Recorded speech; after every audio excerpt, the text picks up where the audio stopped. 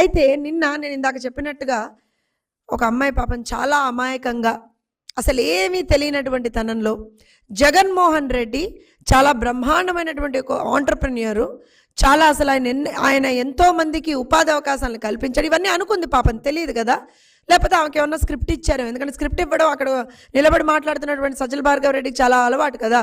టపెక్కమని ఆ పాపం ఆ ఇన్ఫ్లుయెన్సర్స్ వాళ్ళందరికీ రోజుకో స్క్రిప్ట్లు ఇస్తాడు, ఆ స్క్రిప్ట్లు వాళ్ళు చదవాలి. ఇవన్నీ జరుగుతున్నాయి ఇన్ని రోజులుగా మనం చూస్తుంటే. అలా స్క్రిప్టెడ్గా, ఎందుకంటే ఆ ప్రోగ్రామ్ కూడా స్క్రిప్టెడ్ అని చూస్తే అర్థమైపోతుంది. అలా స్క్రిప్టెడ్గా ఒక క్వశ్చన్ అడిగితే దానికి కూడా సమాధానం చెప్పలేనటువంటి ఒక దౌర్భాగ్యమైనటువంటి పరిస్థితుల్లో మరి సమాధానం ఎందుకు చెప్పలేదు అని అంటే ఆ ప్రశ్న అర్థం కాలేదేమో, లేకపోతే తనలో తనే నవ్వుకున్నాడేమో జగన్మోహన్ రెడ్డి. నేనేంటి ఆంటర్ప్రెన్యూర్ ఏంటి, నేనన్నీ కూడా ఇవాటి వరకు దొంగతనాలు ఆర్థిక నేరాలే కదా నేను చేసింది, నేనెక్కడ ఒక సక్రమ మార్గంలో నేను ఆంటర్ప్రెన్యూర్ని, నేనెక్కడ ఏ విధమైనటువంటి ఆర్థికంగా నేనెక్కడ ఇచ్చేసానని చెప్పి అనుకుంటాడు కదా జగన్మోహన్ రెడ్డి. సో ఒక నవ్వు అంటే తనకి తెలియనటువంటి తనంలో అమ్మాయి అడిగిన దానికి సమాధానం చెప్పలేక జగన్మోహన్ రెడ్డి నేను చెప్పలేదా, లేకపోతే ఆమె తెలుగులో మాట్లాడినా కూడా అర్థం కాక చెప్పలేదా? సో ఖచ్చితంగా ఇవాల్టి రోజునైతే he has become again a laughing stock in the state of Andhra Pradesh. ఎందుకు ఈ మాట అనాల్సి వస్తుంది అని అంటే, ఒక ఆర్థిక నేరస్తుడు, ఇందాక నేను కోట్ చేసినట్టుగా సిబిఐ ఛార్జ్షీట్లు, ఈడీ ఛార్జ్షీట్లు, ఇన్ని షెల్ కంపెనీలు, ఇవన్నీ కూడా తన వెనుక పెట్టుకొని, తన మీద ఇన్ని అభియోగాలు పెట్టుకొని బయటికి వచ్చి యువతను నేనేదో ఉద్ధరిస్తాను, రాష్ట్రాన్ని ఏదో బాగుపరుస్తానని చెప్పి కట్టుకథలు పిట్టకథలు చెప్తుంటే ఎవరింటారు, ఎవరు నమ్ముతారు? 5 సంవత్సరాల్లో రాష్ట్రంలో ఇవాల్టి రోజున పిల్లలకి చేయాల్సినటువంటి ఆంటర్ప్రెన్యూర్షిప్ డెవలప్మెంట్ ఏదైతే స్కిల్ డెవలప్మెంట్ ఉంటుందో దాన్ని అటకెక్కిచ్చేశారు. స్వయం ఉపాధి రుణాలకు సంబంధించినటువంటి అంశాన్ని అటకెక్కిచ్చేశారు. ఎక్కడా కూడా ఏ విధమైనటువంటి ఒక ప్రోగ్రెసివ్ థాట్ ప్రాసెస్ లేదు.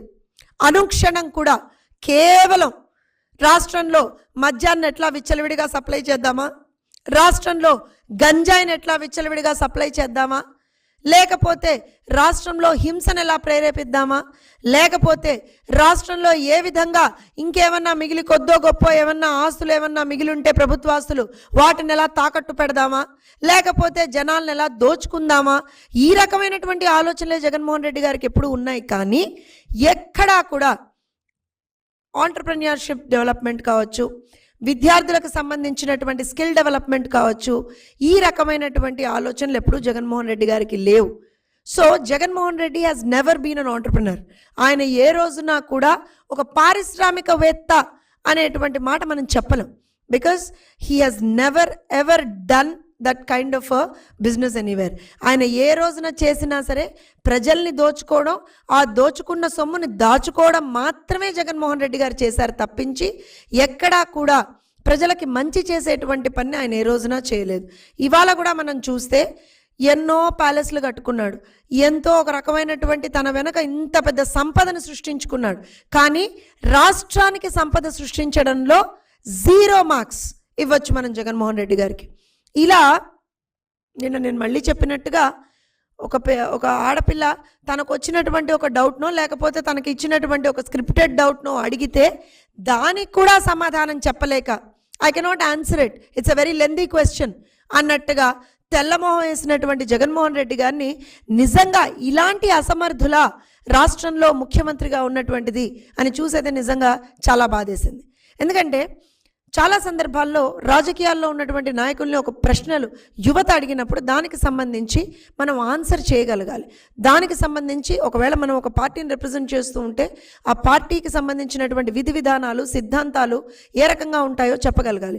ఫర్ ఎగ్జాంపుల్ తీసుకుంటే లోకేష్ గారికి సంబంధించి సేమ్ క్వశ్చన్ కొంతమంది యువతతో ఆయన మాట్లాడుతున్నప్పుడు లోకేష్ గారిని ఇదే క్వశ్చన్ అడిగితే what we have done earlier, what is in the pipe line, అంటే రేపు పొద్దున మేము అధికారంలోకి వస్తే ఏం చేయబోతున్నాం అనేటువంటిది చాలా క్రిస్టల్ క్లియర్గా చెప్పగలిగారు. అసలు ఈ మనిషికి ఏ క్లారిటీ లేదే, కనీసం అడిగిన ప్రశ్న మీద క్లారిటీ లేదే. ప్రతిదీ అక్కడ కూర్చొని ఒక రకమైనటువంటి బేలతనం అనాలా లేకపోతే దాన్ని ఒక అర్థం కాని తనం అనాలో అర్థం కాదు. కానీ అలా కూర్చుండిపోయి ఉత్సవ విగ్రహంలాగా అలా కూర్చుండిపోయి ఒక పిచ్చి నవ్వు నవ్వి వెర్రి నవ్వు నవ్వితే అయిపోయింది నేను సమాధానం చెప్పేసినట్టే అని అనుకుంటే మాత్రం యావత్ ఆంధ్రప్రదేశ్ రాష్ట్ర యువత మిమ్మల్ని గమనిస్తూ ఉన్నారు జగన్మోహన్ రెడ్డి గారు. మీరు ఇది అర్థం చేసుకోవాలి. మీరు ఇవాళ ఎందుకనంటే నిన్నటి ప్రోగ్రాంలో హీజ్ అన్ ఐకాన్ అని కూడా ఒకళ్ళిద్దరు ఎవరో చెప్పినటువంటి దాఖలాలు. ఆ మాట వింటేనే నిజంగా చిన్న పిల్లవాడు కూడా పక్కున నవ్వుతాడేమో అనిపించింది. ఎందుకనంటే ఎందులో ఐకాన్ జగన్మోహన్ రెడ్డి? రాష్ట్ర ప్రజల్ని హింసించడంలోనా, రాష్ట్ర ప్రజల్ని ఇబ్బందులకు గురి చేయడంలోనా, 1000 కోట్ల ఆస్తులు దోచుకొని దాచుకోవడంలోనా, లేకపోతే ఎక్కడికక్కడ ప్యాలెస్లు కట్టుకొని దానికి సంబంధించినటువంటి ఒక ఏమంటారంటే ఆస్తుల్ని కూడబట్టుకోవడంలోనా, లేకపోతే మోసం చేయడంలోనా, ప్రజల్ని దగా చేయడంలోనా, ఎందులో ఇవాళ రోజున icon? In what way can we call Jaganmohan Reddy ఒక రోల్ మోడల్ అని ఎట్లా చెప్పగలం మనం ఇవాళ రోజున? ఒక అమ్మాయి అడిగినటువంటి ప్రశ్నకే నువ్వు సరిగ్గా నిలబడి ఒక సమాధానం చెప్పలేకపోయావు కదయ్యా జగన్మోహన్ రెడ్డి అనేటువంటిదే ఇవాళ రోజున ప్రజలు ప్రశ్నిస్తూ ఉన్నారు. సో మళ్ళీ చెప్తున్నాం, జగన్మోహన్ రెడ్డి గారు రాష్ట్రంలో ఉన్నటువంటి యువతకో ఇంకెవరికో ఆదర్శం కాదు.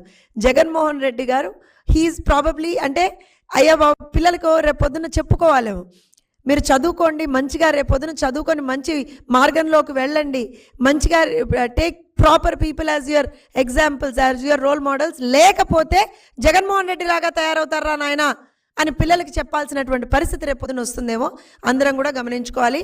అగైన్ ఈ విధమైనటువంటి ఒక దొంగతనం ఏదైతే జగన్మోహన్ రెడ్డి గారిది ఉందో, ఆయనకి ఎంత ఆర్థిక ఎబిలిటీ ఉందో అంటే ఆర్థికంగా ఒక పారిశ్రామికవేత్తగా ఆయన ఎంత ఎబిలిటీ ఉంది అనేటువంటిది నిన్నటి ఇష్యూ తోటి ఆల్రెడీ క్లియర్ అయిపోయింది. ఆల్రెడీ ఈ ఇష్యూని సిబిఐ చాలా సందర్భాల్లో క్లియర్ చేస్తూ ఉంది.